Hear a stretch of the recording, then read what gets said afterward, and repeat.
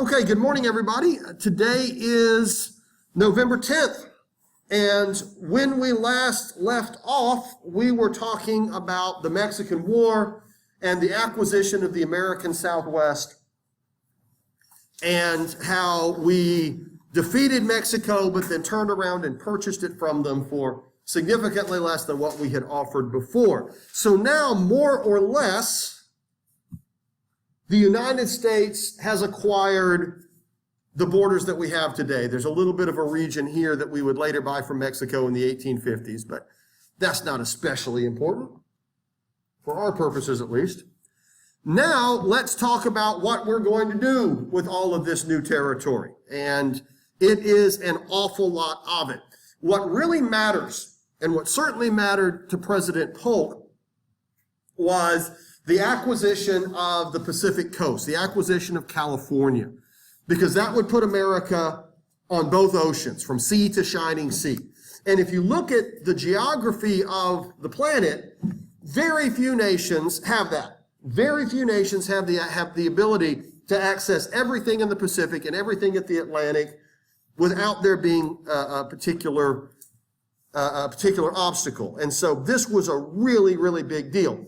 Plus, there is also an understanding that the western part of North America contains an absolutely staggering amount of natural wealth. All types of minerals and ores and other material that can help an industrializing economy exist out there. Now, you have to understand, nobody really knew what would be out there in any specific detail at this time. But it was just understood by knowing all of those mountains were there, the Rocky Mountains, there's a lot of stuff out there. And of course, they turned out to be correct. America is a nation with just an incredible amount of mineral wealth. Well, let's talk about California. In the 1840s, only a handful of non-indigenous people, non-Indians, lived in California. There were a few Mexicans, some of whom owned big chunks of land. A handful of Americans had straggled out there in one way or another. It's just that there just weren't a whole lot of what we would call Western people there. California was largely unexplored, with the exception, again, of course, of the Indians. When the Mexican War broke out in 1846, a group of whites, Americans, that were living there, and again, there's only a handful, actually declared independence from Mexico and briefly called themselves the Bear Flag Republic. And it only existed for a couple of years because the United States will annex that territory and the Bear Flag Republic will very quickly dissolve. They even selected John Fremont, who was that Western explorer I mentioned, as their first president. And that is kind of significant or kind of interesting because today when you look at the California flag, there's a bear on it, right? Because California is the bear flag state or the golden state. I don't know, whatever they call California, the hippie state. We can come up with all kinds of terms for it, I suppose. But nobody really knows what's going to happen. We know this is just an awful lot of territory. And the good news is we now have a Pacific port. The next step, of course, will be to build a railroad that connects the Pacific to the east. But we're not there yet. Then in 1848, something happened that was very big. At a small settlement near San Francisco, a place called Sutter's Mill, a man discovered a gold nugget. And he went into town and said, "Hey, everybody, look what I found. Just lying out there on the ground, a piece of gold." And it did not take long at all before the word spread. Because you see, very quickly, people start fanning out and they find out that in all of these different riverbeds and all in the little streams, there's gold. Little itty bitty pieces of gold, because over time it has flowed downstream and the veins of gold ore have been exposed in various places in the mountains, and there you go. And I'm talking in no time, word got out that California is full of gold. Now, obviously, we know the truth is that getting the gold in California is a lot harder than just going and picking it up off the ground, but rumors grow, don't they? And in 1849, a wave of settlement overtook the East, where men are going out to California to seek their fortune in gold. And it became a huge, huge social and economic movement. The 49ers, as they would call, turned San Francisco into a booming city quite literally overnight. And this is, again, 1 year after we have acquired it from Mexico. Now, why San Francisco? Well, San Francisco is kind of a little bit farther up north in the state, but San Francisco is the big bay. You know, the biggest bay, the biggest natural port in California is San Francisco. And so all of the ships can come in. And as we see with this wave here, all of this advertising, here's a flyer advertising a steamship. And the idea here is we'll take you through the Gulf of Mexico and then mule your stuff across Nicaragua, load you back on a ship in the Pacific and take you to California. And don't worry, we have 200 jackasses, right? You can't do it without your jackasses. I've done a few jackasses myself over the years. And these kinds of advertisements were everywhere, and before you know it, just thousands are pouring in, and the gold rush has begun. That's why, of course, if you're a fan of the San Francisco football team, you're a fan of the 49ers, right? That's the nickname for the people out there. Again, I guess there's a bunch.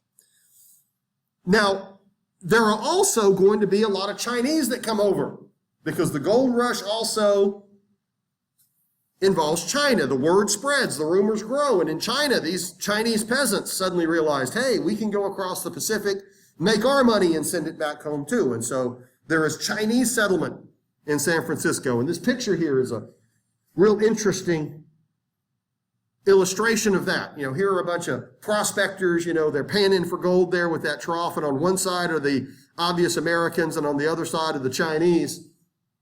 I can only imagine the pleasant conversations they were having with each other, but they were there. California actually becomes a state in 1850. That's how quickly it grows. Hundreds of thousands of people are now living in California in no time. And most of these were men that were not intending to stay. They were going to show up, get a bunch of gold, cash in, and then turn around and go back home and live well. If you have a farm in, say, Virginia, and you owe the bank for that farm, I can take one season, go to California, make a bunch of money in gold, come back home and pay off my farm, right? If you're a young man that doesn't have anything, I can go out to California, I got nothing to lose anyway, spend a year or two, make a bunch of money in gold, and then come back home and buy a farm. And if I own a farm, that means the young ladies are now going to see me as worthy, and I can get married and have a family. This kind of attitude is actually still somewhat common today.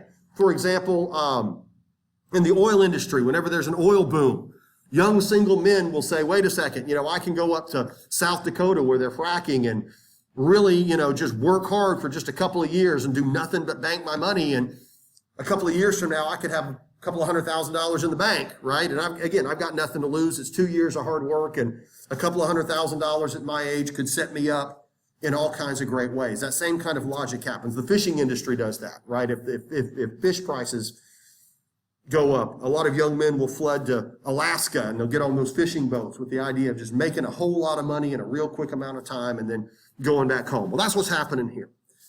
Tragically, of course, we know, or maybe not so tragically, whatever, the gold was not easy to get.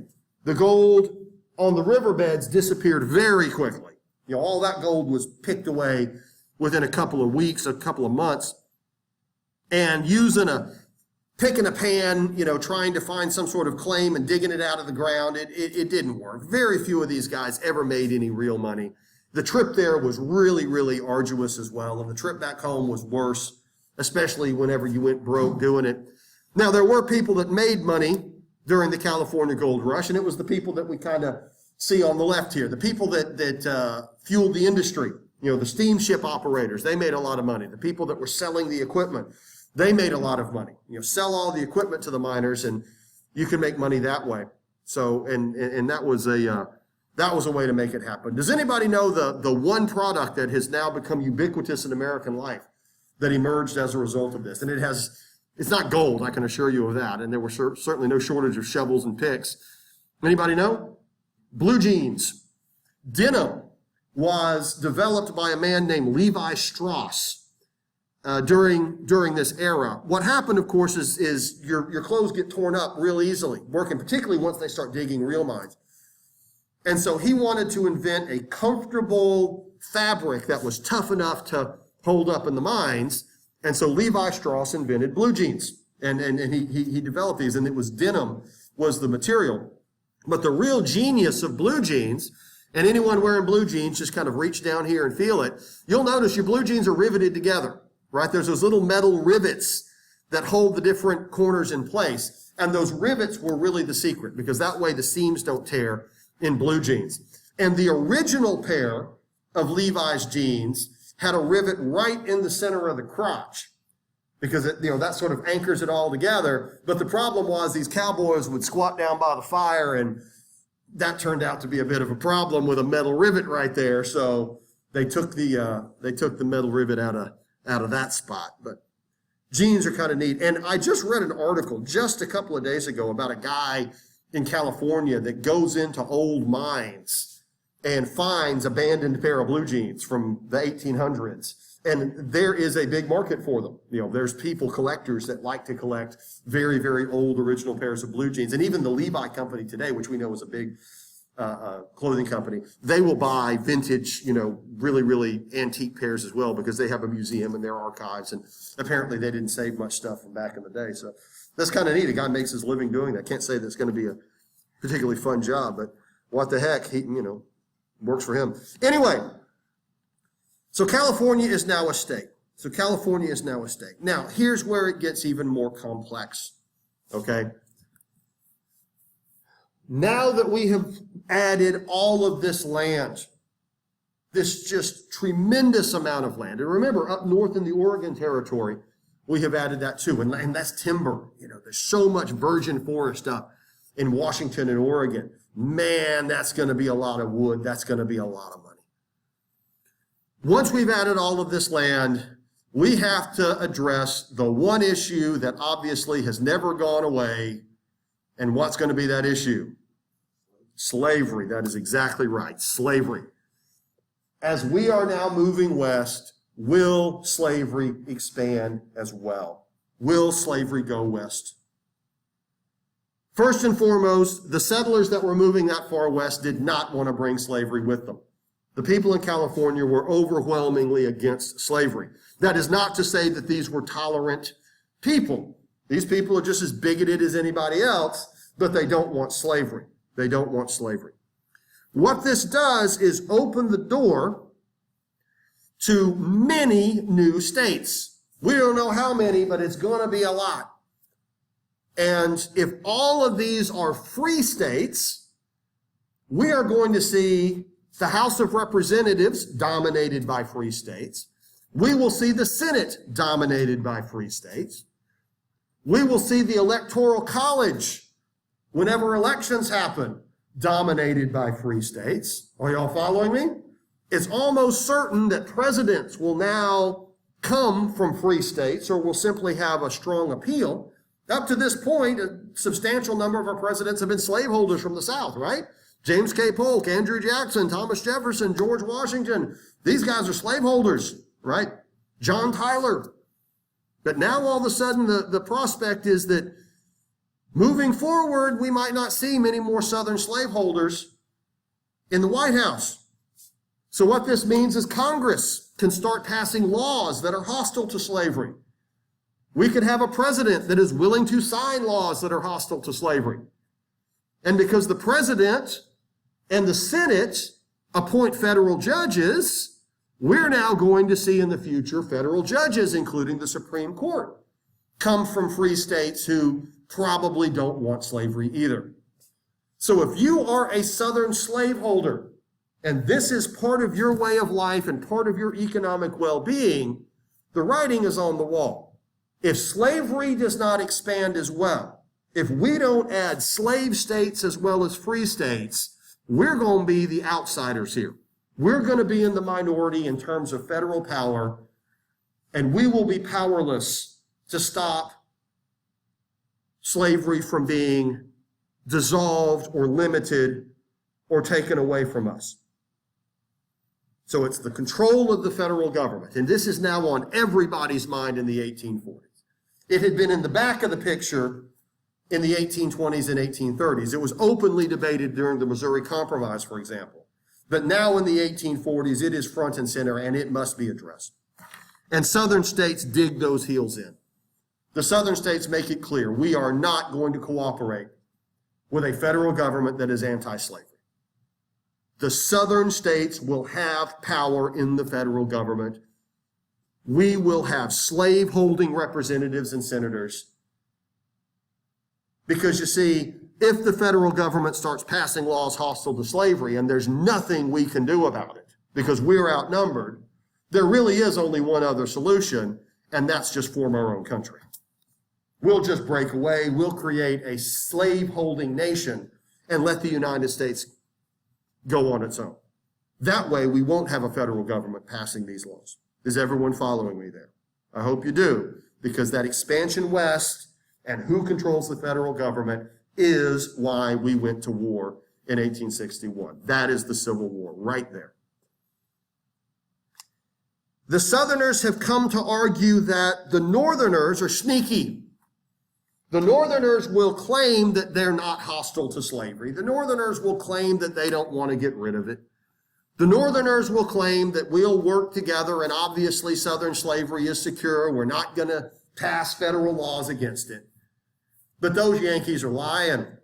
We can't trust them. That's not what they really want. We all know that that's not their agenda. They're just saying that up front. And there's little issues that are going to bring this forward. For example,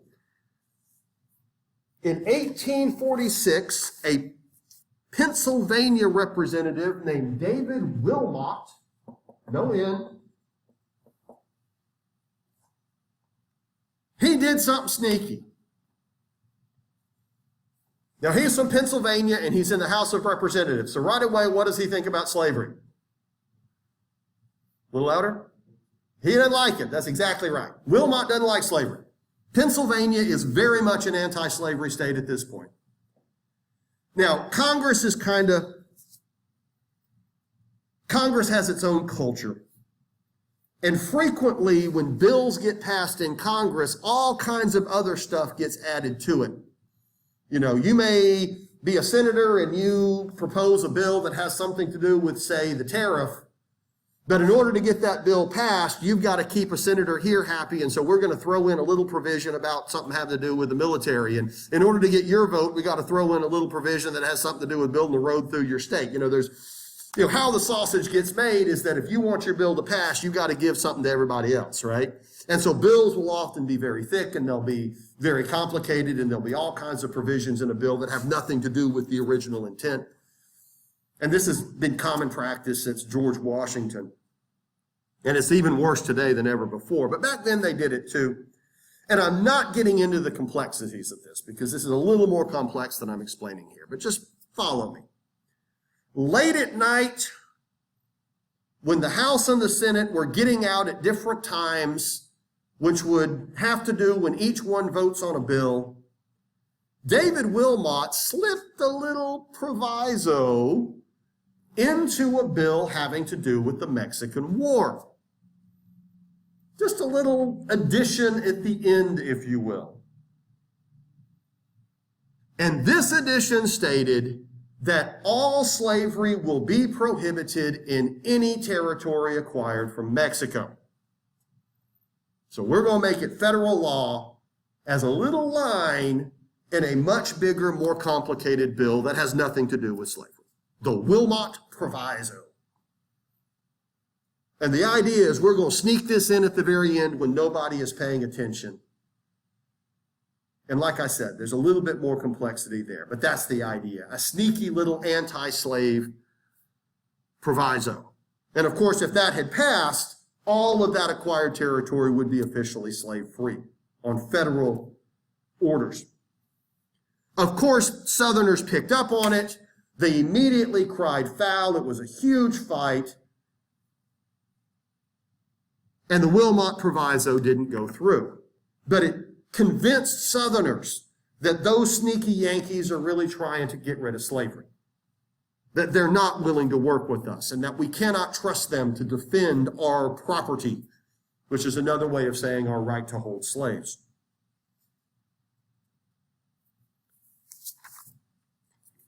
And in the 1848 election, what to do with this Mexican territory dominates the national conversation. This is what people are voting on. And slavery is on everybody's mind. Will we move slavery into this new Western territory? Will Southerners be able to flood in with their slaves? Now, keep in mind, and I know that this is a little hard to see, but the Missouri Compromise required that no slavery be allowed in federal territory about right here. Now, I'm showing this on the computer, but they drew a line in 1820 with the Missouri Compromise, and they allowed Missouri to become a slave state, but then they said, we're going to draw a line here. Federal territory to the north cannot have slavery, but federal territory to the south can. The Wilmot Proviso was going to negate that, of course. So theoretically, we could have slaves in the American Southwest. Texas was annexed as a slave state, after all. Part of the problem with that is that the American Southwest is not conducive to slavery. You know, there's no cash crop agriculture going to take place in New Mexico and Arizona, right? We're not growing cotton there. Nevertheless, this is now a huge debate. And Northerners are now arguing in large numbers that they will no longer vote for a presidential candidate that encourages the expansion of slavery. The typical Northern argument by the late 1840s is, let's call slavery bad, let's acknowledge that it is something we shouldn't support, and only keep it legal in the South. Southerners are now arguing that we will not participate or vote for anyone who does not expressly support the expansion of slavery. Slavery must expand, or we want nothing to do with the federal government.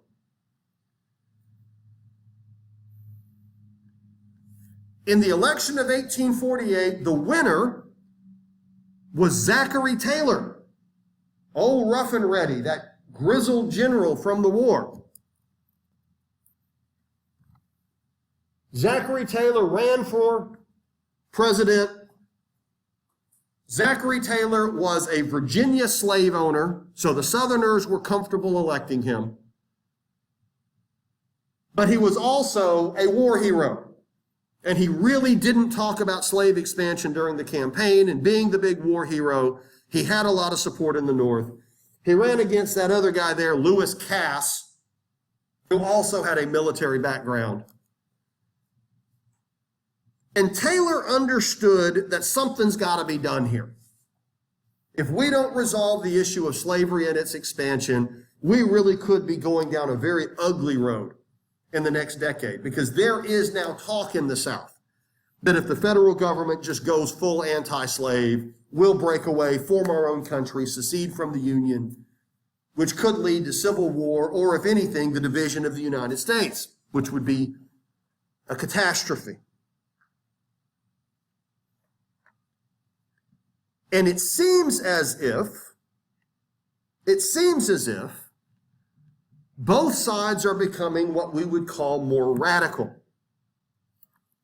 It seems as if there is less interest in talking about this,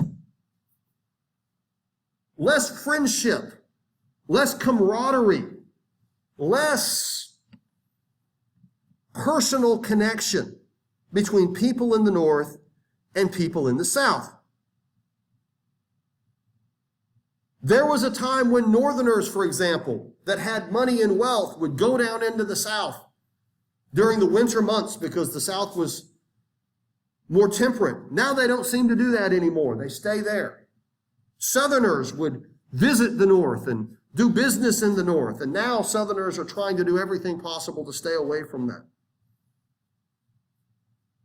There are all types of myths and stereotypes that the two sides are now forming against each other.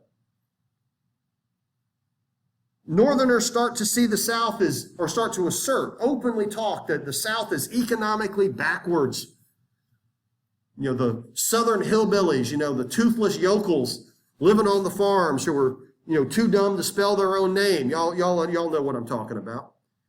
And then, of course, these dumb, ignorant Southern whites are dominated by these Colonel Sanders plantation owners, who go around whipping their slaves, and they're manipulating everybody. They manipulate the poor whites, they abuse and are very cruel to the blacks. It's corrupt and just awful. Of course, the South considers Northerners rude, right? Life is obnoxious. Northerners, Yankees, have bad manners, bad food, bad music. The term Yankee is a pejorative term. It's an insult. You don't want to call someone a Yankee. Who would want to live in that nasty place where everything's crowded and dirty, all those factories and by the way, if the Northerners think we're so bad, look at how they're treating their factory workers, right? All that slave wage factory work up there. Look at how terrible they are to those Irish immigrants and those Polish immigrants and those Italian immigrants. They're no better than us. And by the way, they're just as racist too. They say we're terrible, but at least we're willing to live among ourselves. So these stereotypes and myth are dividing society. Churches start to split. Christian denominations will form northern and southern versions that don't work together. The Methodists, the Presbyterians, people like that. There'll be a northern version and a southern version, and those two groups no longer work together anymore.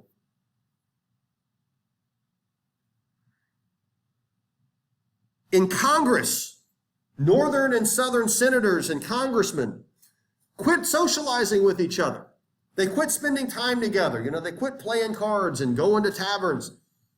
They quit living in the same boarding houses. Their wives quit running in the same social circles. We talked earlier about, when we were talking about Peggy Eaton, that there's a social framework up there where the wives will have those events together and they'll, have parties and stuff like that. And by the 1850s, each group is kind of doing their own thing. I'm not going to invite your wife to my party, and I don't get invited to yours because you're a Northerner or you're a Southerner. And in Congress, they start arguing a lot more. What was at one time political debates now become personal debates. You're a Yankee, so I'm going to talk about you as a horrible person. I'm not going to say that I respectfully disagree with my friend and colleague across the aisle. I'm going to say you're a terrible, horrible person and you're ignorant and you're no good and I don't like you and you should learn how to talk and you should learn how to act. That's personal, right? Back a few years earlier, there was at least a personal respect that they had for each other, and that seems to be dissolving. Taylor is deeply concerned about this, but you get the idea. But at the end of the day, this is not going to be an issue that we can really compromise on. Either slavery is going to expand or slavery is going to stay in the South. It's that simple. And in the long term, either slavery is going to exist or slavery is going to go away, right? And of course, there are plenty of people, particularly in the North, that are going to privately point out, sooner or later, it's going to have to end. Slavery is not compatible with a modern economy. We are industrializing. We are moving forward in the world. And if you just look at how society is developing, slavery just doesn't work. Slavery just is sooner or later going to have to give way to another system. And the Southerners are sticking their head in the sand if they think that it isn't. What's going to happen when we start mechanizing agriculture? We've already got the mechanical reaper, right? We've already got all of these new devices that automate harvesting. What's going to happen when we don't need masses of field hands out there picking the cotton, but instead we have machines that do it? Are you really going to tell me that we're still going to need slavery? Sooner or later, the South has to open its eyes and realize that progress will mean an end to this. Well, we got to find something. We got to find something. Adding to this, which only escalates the tension, is the emergence of the radical abolitionist movement. And this organization, these people, these activists, really date to the early 1830s. It was in the 1830s that we start seeing this in a very vocal way. And I don't really need to tell you what's going on here. What happens is that in the North, a small group of Northerners begin to aggressively call for an immediate end to slavery. That's it. Just end it. Free all the slaves. And they are also, of course, calling for full civil rights. Free these people, make them citizens, give them all the same rights as everyone else, because that's what decent societies do. The Liberator will be the most popular abolitionist newspaper. And it started in 1831, which is the same year as Nat Turner. Remember the Nat Turner Rebellion. So those two events are both tied to 1831. So historians really kind of put 1831 as the year this becomes a big deal. The Liberator is published by William Lloyd Garrison, and Garrison is an unapologetic, outspoken abolitionist. Just end it, all of it, and give these people real freedom and civil rights. Garrison openly and aggressively calls the South a slave power. All slave owners are flat out evil. Anyone who supports them is evil. Slavery is evil, and you don't compromise with evil. Garrison openly criticized the United States itself because the federal government permits this. He called the U.S. Constitution a slave document because the Constitution permitted slavery. He would hold rallies where he would openly burn a copy of the Constitution in front of the crowd. And you better believe there were some times when he almost got killed doing it. In one instance in Boston, he had to run out of town real quick because those people were coming after him for doing something like that. But he didn't care. The Liberator does everything possible the abolitionists do everything possible to be as vocal as they can be. Now understand, they are a tiny percentage of the Northern population. The vast majority of Northerners say slavery is evil, but we don't need to abolish it. Just keep it contained. Keep it in the South. Don't let it expand. That's the typical Northern view. But the abolitionists, they don't see that. They're maybe 5% of the population, but it's probably closer to 1 or 2. It just so happens that the extremists tend to be the most vocal, right? They're the ones that are screaming. They're the ones that are really making an issue out of it. And they did everything possible to push their buttons. They would mail copies of the Liberator to addresses all over the South. They would sit down and look up every plantation, and they would just mail copies of the Liberator. And they would mail 3 or 4 copies to make sure one shows up one day and you throw it away, it shows up again. It got to the point where Southern post offices would not deliver abolitionist literature. They just quit doing it, which of course violates federal law. But we're just going to flood the South with this stuff because we know how much these slave owners hate it. A handful of them in Congress would constantly bring up the issue of slave abolition and petitions to end to end slavery. Former President John Quincy Adams, although not officially an abolitionist, everybody knew he was, would routinely stand on the floor of the House, because he was now in the House of Representatives, wanting to talk about abolition. And of course, what are you going to do? He's a former president and has been in the House forever. If he wants to take the floor, he gets to. Eventually, they passed what was known as the gag rule, which limited how much you can discuss slavery in Congress because the abolitionists were so obnoxious about it. And the South just boiled over. Southerners were just furious that these radicals have a voice and that Northerners don't seem to be shouting them down. If you really are trying to work with us, how come you're letting these radicals live among you? if you have a club and all of your friends say, we're good people and we want to work and we're not extremists, but there's a couple of members of your club that are, and you're not kicking them out, something's wrong here, folks. If you really are a good person, you shouldn't associate with those people, but for some reason you do. Southerners, of course, would point to the Nat Turner Rebellion as a good example of why slavery cannot end. If we free all of these people, they'll rebel, they'll revolt. They will not participate in democracy in a mature way. They'll be able to go out and buy guns anywhere they wanted and go out and buy all the alcohol they want. You want to arm all of these people? Every plantation has a Nat Turner on it that would just love to start slaughtering whites. The South argues that it would just be absolute mass social chaos if we ended slavery. Now, since we still are trying to come up with some sort of a solution, here's one, kind of racist, quite racist actually, but here's a solution. How about we just export them? If we can do it to the Indians, we can do it to blacks too. They come from Africa. How about we just send them all to Africa? We'll end slavery and send all the non-whites to Africa.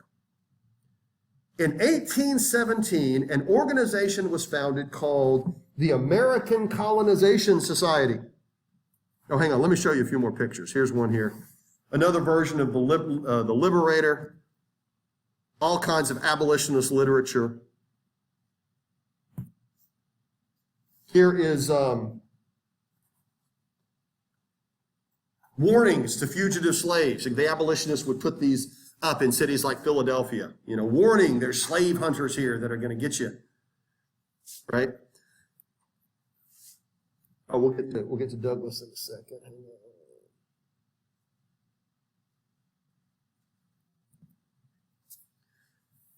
In 1817, an organization was founded called the American Colonization Society.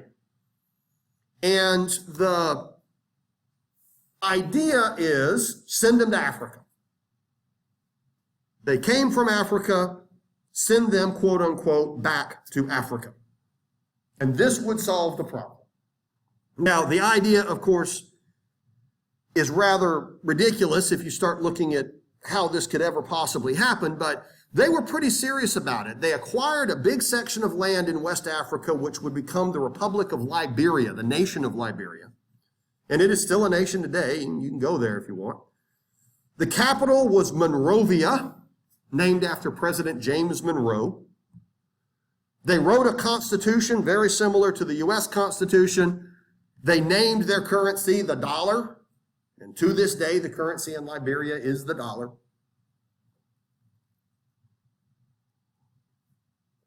And the argument is this solves the problem right here. Now, the American Colonization Society actually emphasized sending free blacks to Africa because slave owners aren't going to give up their slaves.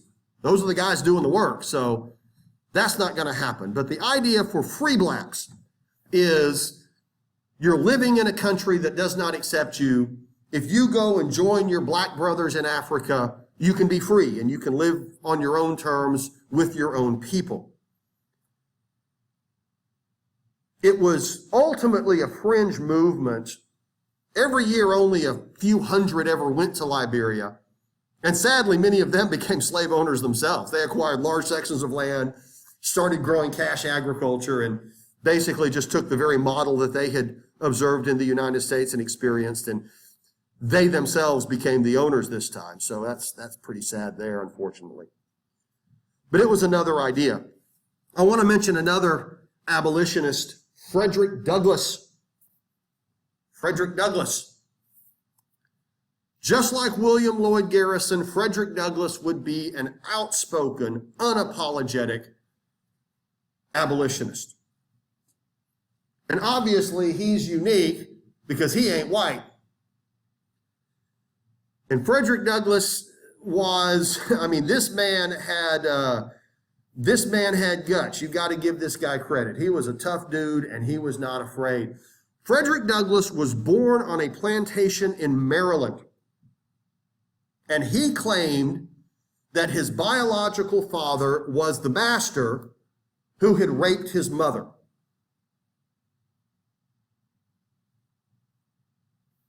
When he was 12 years old, he ran away, and of course, never looked back, if you will.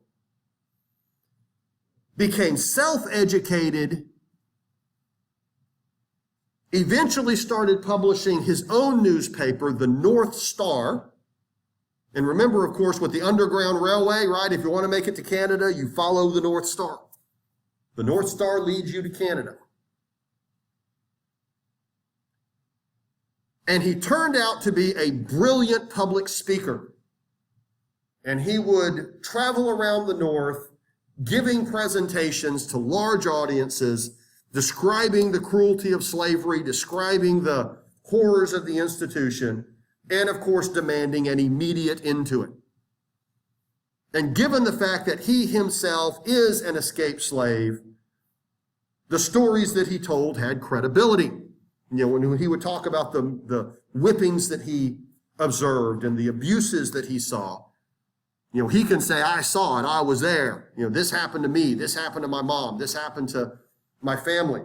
Now, historians today have come to conclude that most of what he talked about was embellished or maybe even not true, that he was making a lot of this stuff up. But what is true is that everything that he described happened to somebody somewhere. You know, all of the abuses that he described were documented, they did happen, and they were obviously very believable. And so Frederick Douglass was really like Garrison. I mean, he was really the face of this movement. And I'll spoiler alert: Frederick Douglass is going to continue to act on behalf of civil rights all the way past the Civil War, all the way through the Reconstruction era. He died in the 1890s, and he eventually became a U.S. ambassador. I forget which state. It was one of the Caribbean nations. He actually was appointed a U.S. ambassador briefly. Also, on a little side note, he is the most photographed individual of the 19th century. There's something like 160 pictures of Frederick Douglass. He loved having his picture taken, so there's just a gazillion pictures of this guy. And Douglass and Garrison, for some reason, didn't really like each other, and I don't know why. But as I understand it, the North Star, he created the North Star because he didn't like the Liberator. He didn't think the Liberator was taking the right approach. And you can look into the details behind that yourself. And Frederick Douglass despised the American Colonization Society.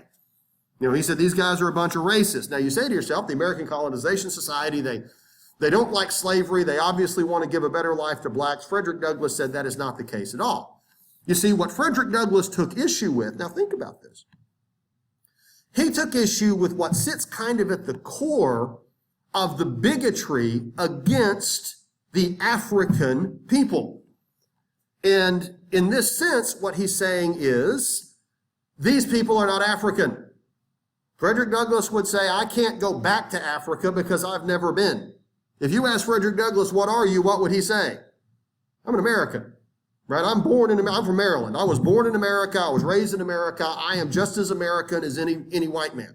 Frederick Douglass would say the first black people came here in 1619, which is 1 year before the Mayflower. Black people have built the United States just as much as white people have. They have participated in every major event that made America what it is today. Black soldiers died during the American Revolution. Black men actually participated in the creation of the American government. You have to look that up, but they did. Black men fought in the War of 1812. Black men fought during the Mexican War. Black men have done everything. Black women have done everything. And so to then turn around and say, you're not really American, you deserve to be in Africa with your people, he would say, my people are right here in the U.S. And the only way we're going to actually get beyond slavery is to not think about ending slavery, but instead think about giving civil rights. This is not about slavery. This is about recognizing that everybody in America is an American and should have the same rights. Because the minute you identify that, of course you have to enslave. So Frederick Douglass just took great issue with this notion that America is a society of all these different people. He said, no, we're Americans. That's what we are. We're all Americans. He wouldn't like the term African American today. You know, if you refer, you know, if you were to say, the African American population, he would say, don't call me an African American. I'm just an American. He'd say, my ancestors were African, not me. Y'all get where I'm coming from. Interesting conversation, but we got to keep moving forward. What about politics? Oh, let's show some more here. We have more literature. Again, y'all have seen this. And Southerners would get very angry because this type of very aggressive anti-slavery literature would pop up in cities like Philadelphia and New York, and the non-abolitionist people would let it happen. The people that were not openly abolitionist would somehow not seem to have a problem with it. And so the Southerners would argue, all of you Yankees are actually abolitionists. Only a handful of y'all are brave enough to admit it. And that really bugged the South.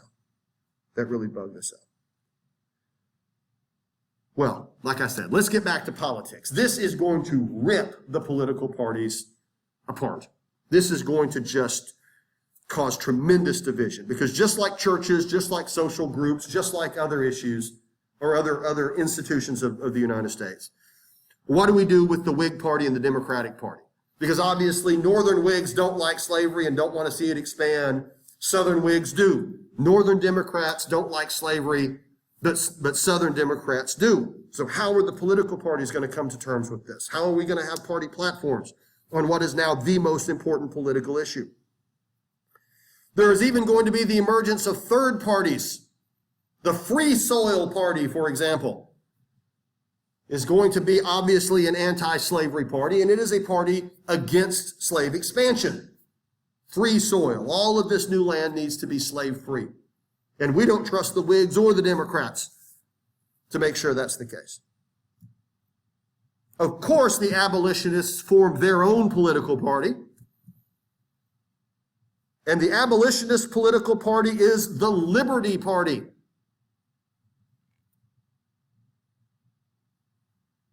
The Liberty Party.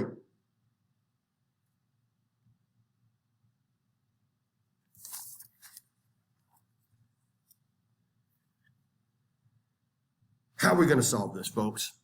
How are we going to solve this without tearing our nation apart?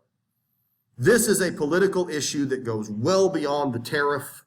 It goes well beyond internal improvements. This makes the bank war look like a schoolyard scuffle. And we got to fix it, or we're going to see a nation that doesn't exist as our founding fathers intended it. Well, Henry Clay is the great compromiser. He compromises, the compromise the Missouri Compromise was Henry Clay. The bank compromise was Henry Clay. The tariff was Henry Clay. And yes, Henry Clay is still alive in 1850. And Henry Clay, John C. Calhoun, and Daniel Webster all sit down and hammer out an agreement. All three are senators. John C. Calhoun, the radical Southern slaveholder. Daniel Webster, who was a Northern, very openly abolitionist. And then Henry Clay, the Kentucky plantation owner who can kind of get everybody in the room. They hammer out an agreement. And this agreement is the Compromise of 1850. This agreement will be the Compromise of 1850. A series of federal laws designed to sort this out. And hopefully end the slave debate altogether. Now, this is not one law, but we're going to treat it like one. Remember, Congress gets complicated. Different laws get passed at different times, but here's the idea. Number one, we will admit California as a free state. We will admit California as a free state.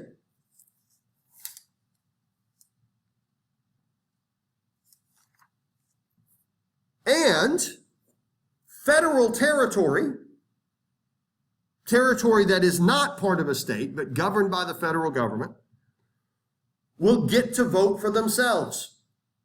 What we call popular sovereignty. We will allow the people living in federal territory to just vote for themselves if they want slavery or not. And we'll get into popular sovereignty later, and we'll see how well that works. Here's a hint, it doesn't.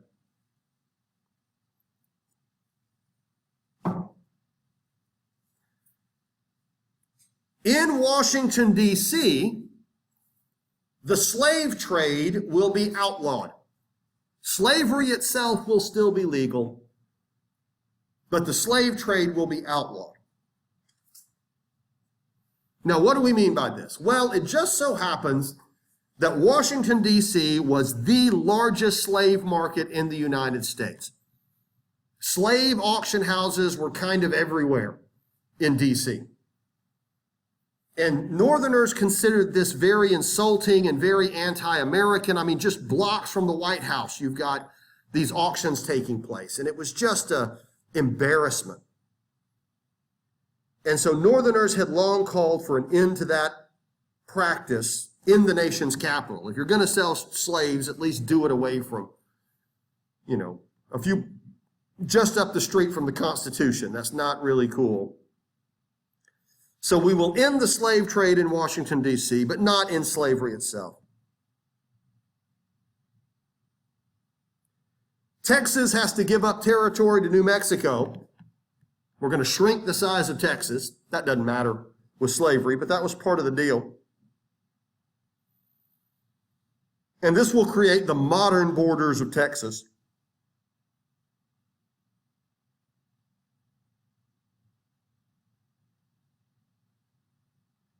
And finally, a strong fugitive slave law will be enacted, meaning runaway slaves must be returned and the free states have to cooperate. Now, I'm going to explain that one here in a minute because I'm going to explain that one here right now. What do I mean by that? Well, the Constitution already says that if a slave runs into another state or another place where slavery is outlawed, he is a fugitive and he is not free. He has to be returned. That's already in the Constitution. So why do we need a fugitive slave law? Well, I want you to think about this for a minute. Let's say we have a slave in Maryland and he lives on a plantation, Frederick Douglass, a Maryland slave. Frederick Douglass flees into Pennsylvania as a runaway. Yes, the Constitution does say that Frederick Douglass is not free. Frederick Douglass is still a slave. He is a fugitive. But does Pennsylvania have to do anything about it? Do the people of Pennsylvania have to care? Okay, fine, you're still a slave, so what? We don't have to send our police to go get him. We don't have to send our authorities to shackle him up and send him back. Here's an idea. If Maryland wants him, Maryland can come get him. And by the way, we don't have to tell him where he is, do we? As a matter of fact, we can just open the door and say, by the way, Canada's that way. Here, keep on going. Just because he is illegally a slave in Maryland and a runaway doesn't mean we have to cooperate in his return. And it just so happens, as you can see, there's an awful lot of uncooperation going on. Fugitive slaves will now run into places like Massachusetts and Philadelphia and New York. And instead of being returned to their owners in the South, the people are shuffling them right down the road to Canada. This is a small percentage of the slave population. It's only a few hundred a year, and even that's probably too high a figure. But it's obviously very vocal and very visible, and it's definitely insulting to the South. If you people are really wanting to work with us, if you people really do agree that slavery should stay legal and you don't want war and conflict and secession and everything here, you need to be working with us on this. And so the South demanded that the northern states be forced to cooperate in returning runaways. Northern states cannot help runaways. So the fugitive slave law will do that. And northern states were furious about this because this insults northern sovereignty. Why should we have to put our own resources into helping you do something that we don't like? So many northerners did not like this. But southerners insisted if we cannot get cooperation from those Yankees on this issue, there's no sense in working with anything else. President Taylor did not support the compromise. He didn't think it would work. He openly argued that there needed to be more provisions to it. And Taylor wasn't going to sign it. Now, again, this is a series of bills. It isn't one. But Taylor said, I'm vetoing all of it. This isn't good enough. And Taylor is a slave owner. He's a supporter of slavery. And so in the summer of 1850, everybody is wondering, if we don't get this compromise passed, the South may secede from the Union. If we don't get this compromise passed, things will get worse. By now, when members of Congress go to meet in the House and the Senate, they are now bringing weapons with them. And they are threatening to beat each other up. And we will actually see here, when this fails, a whole series of very, admittedly, rather humorous scuffles breaking out on the floor of the House and the Senate, because these guys hate each other that much. In July of 1850, when everyone is wondering, is this going to pass Congress? It can't pass if Taylor insists he's going to veto it. Taylor died. He got sick and bought the farm.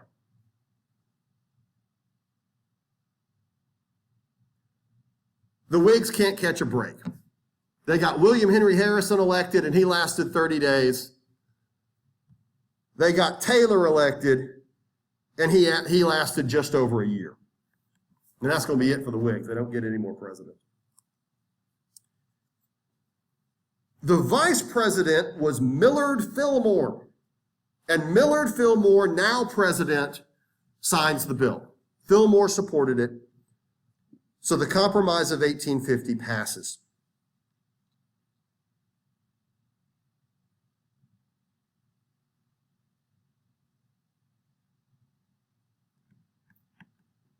For the most part, neither side is entirely happy about it. Southerners insist that it will still allow far more free states to enter the Union, that this is really only a temporary measure. Northerners are furious about the fugitive slave law. We haven't really solved anything. We've just kind of kicked the can down the road. Sooner or later, we have to decide, are we going to be a nation with slavery, or are we going to be a nation without it? Something else happens. Something else happens. Let's fast forward another couple of years.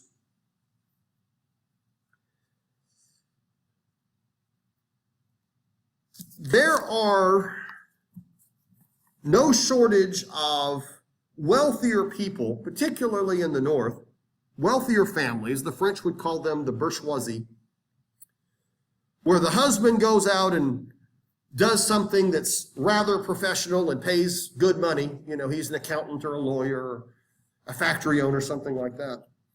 And what that means is that he has a wife that doesn't have to really work. You know, he has a housewife, if you will. On southern plantations, these would be the plantation mistress. We're already familiar with that. But in the North, they had their own versions. The overwhelming majority of families have the husband and the wife both bringing in income. But rich people, doesn't quite work that way. So these women have to occupy themselves. They form social clubs and gatherings. We've discussed that stuff. They take music lessons. They take art lessons. They do the kinds of things that people like to do when they have free time. And one activity that tended to be somewhat common was writing. A lot of these, we will say housewives, took up literature. Very few of them were any good at it, because they aren't trained writers necessarily, but they think they are. And there's many vanity presses out there that will convince these women that they can write and publish their books for them if they pay. And it just so happens that one of these northern housewives that likes to write is Harriet Beecher Stowe.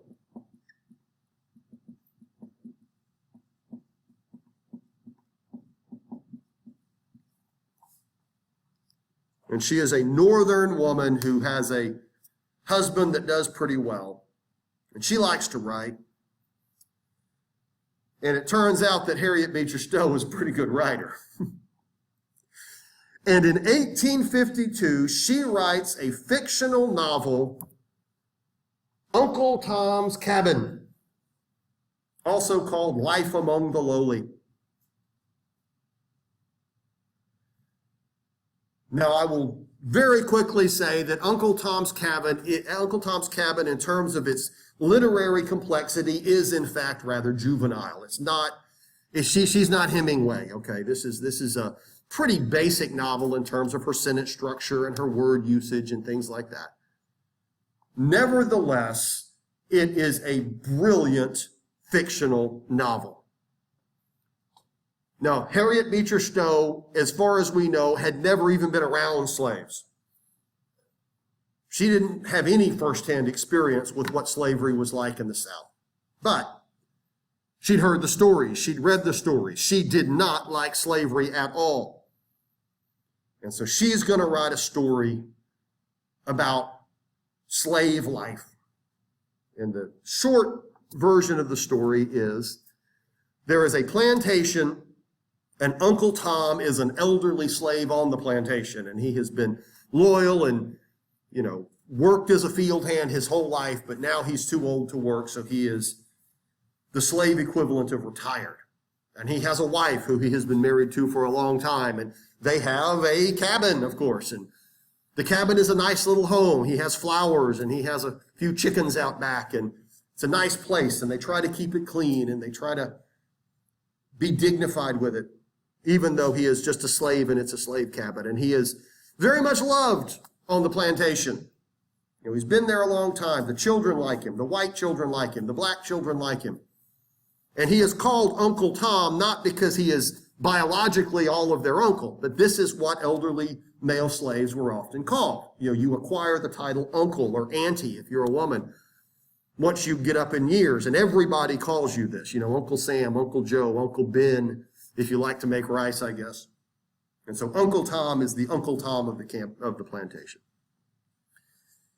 His master is, a nice guy who takes care of him and is grateful for all of the hard years of service that he gave. And Uncle Tom has never caused problems. Uncle Tom has never challenged the fact that he's a slave. He's never given anyone any trouble.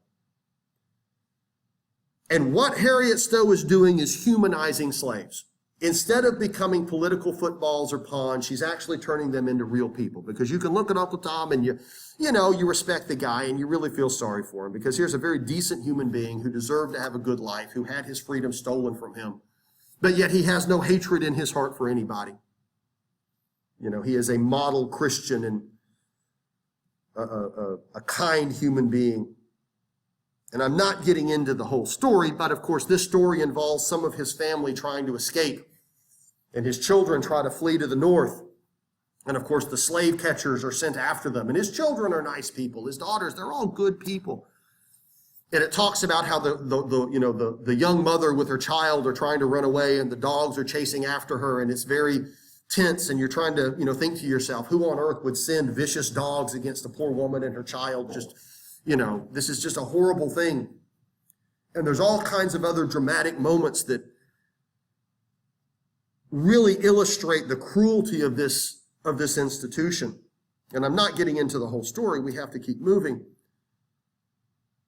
But at the very end of the story, Uncle Tom's kind master sells Uncle Tom. He needs the money, and so he sells Uncle Tom to somebody else. And the man he sells him to is an evil, alcoholic, cruel man named Simon Legree. And Simon Legree, in a drunken rage, decides to beat Uncle Tom to death. And so Uncle Tom is a murder victim at the end of the book. And of course, by the time you get to the end of the book, you're just furious. Who on earth would do this? What kind of an evil human being would murder this kind old man? But then Harriet decides to tell you what the real problem is. You see, all slaveholders are Simon Legree. Being a kind, benevolent slaveholder doesn't make you any less of a villain than if you are a drunk, abusive brute Uncle Tom's kind, benevolent master was just as guilty as the guy that whips him. And so if you support slavery, if you hold slaves, but you don't think you're bad because you're so good to them, that is just simply not true. The institution itself is evil, and you cannot compromise with evil. And if you are supporting evil, then that makes you evil. And to make it even worse, after she, of course, points this out to the viewer, you say to yourself, well, that may be true, but we're talking about a murderer here. And so let's close this novel with that evil, cruel Simon Legree getting hung for murdering old Uncle Tom. But then, of course, what does she point out at the very end with that, since we know how slavery works? Ain't nothing gonna happen to that guy. Because Uncle Tom is worthless. Uncle Tom means nothing to nobody. He's an old slave who no longer has any value in this world because he can't go out in the fields and pick cotton. There's not a damn thing that's going to happen to Simon Legree. He's going to keep on brutalizing slaves. He's going to keep on doing what he's doing. His neighbors aren't going to hold him accountable to it. The government's not going to hold him accountable to it. It's obviously illegal to testify against him in court unless you're white. And the people that saw him murder Uncle Tom were black. And so even though there's witnesses to this murder, who cares? Ain't nothing going to happen to him. And you close that book hating slavery. I mean, there's just no other way to put it. You close that book just furious at this institution. Uncle Tom's Cabin was a bestseller. Uncle Tom's Cabin sold millions of copies within its first year of release. It was the biggest selling book of the 1850s by far. It, of course, was banned in the South, and Southern presses tried to come up with Southern versions where slavery was nice and benevolent and all the slaves were happy and, more like romance novels. And some of those were actually written better from a literary point of view, but of course they're awful books because they glorify slavery.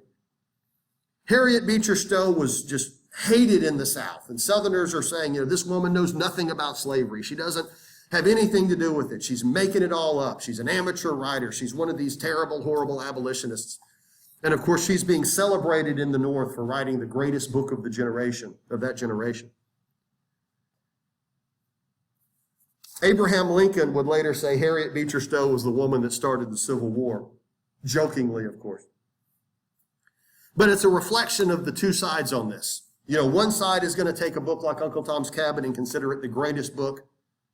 Another side is going to look at Uncle Tom's Cabin and see it as an evil book. How dare somebody who isn't one of us come in and talk about it that way. So the Compromise of 1850 passes, but of course by 1852 it's obvious that nothing is any different. We're not any closer to resolving this. And in 1852 we have a presidential election. We got to elect somebody else. And slavery and its expansion and this issue is now absolutely at the top of the conversation. Everything about this election goes around the issue of slavery. The Whig Party was in chaos because Northern Whigs insisted that slave expansion be opposed by the Whig Party. Southern Whigs insisted that slavery must be part of the platform. The Whigs cannot agree on what position they will take. And the parties are now fragmenting among regional lines. After an enormous amount of fighting, the Whigs nominated Winfield Scott for president. Now think about this for a minute. In 1848, they nominated the hero of the Mexican War, Zachary Taylor, and he won. So now in 1852, we'll nominate the other hero of the Mexican War, Winfield Scott, and he should win.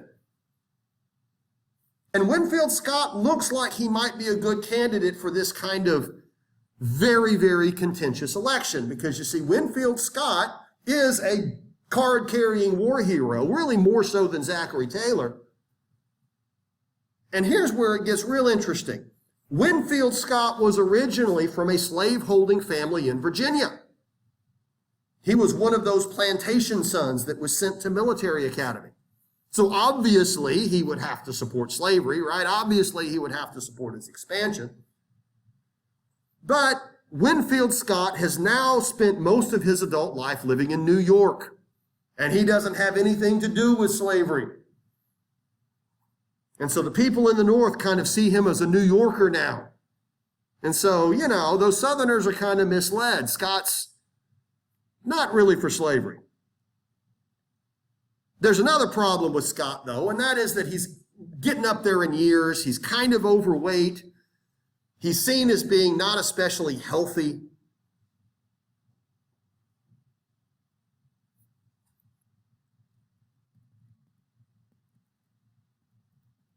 The Democrats, here's the Compromise of 1850 line. I'll go ahead and put this here.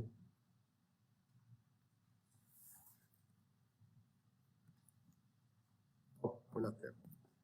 The Democrats nominate Franklin Pierce as president.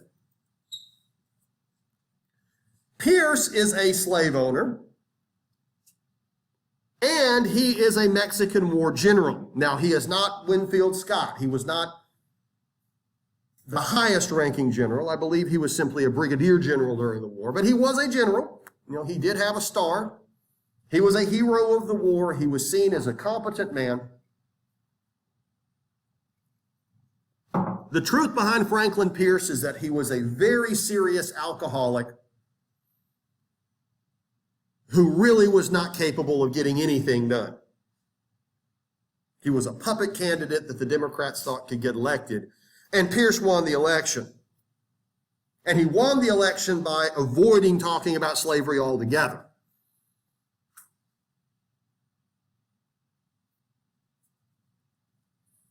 So what's going to happen now that the sectional crisis is deepening? Because I just pointed out, we're about to elect a president that's completely ineffective, right?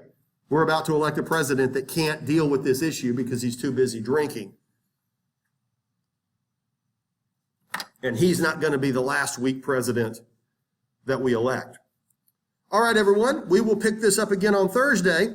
Things are about to get real exciting. We're going to have some fights on Thursday. We're going to start beating people up in the Congress.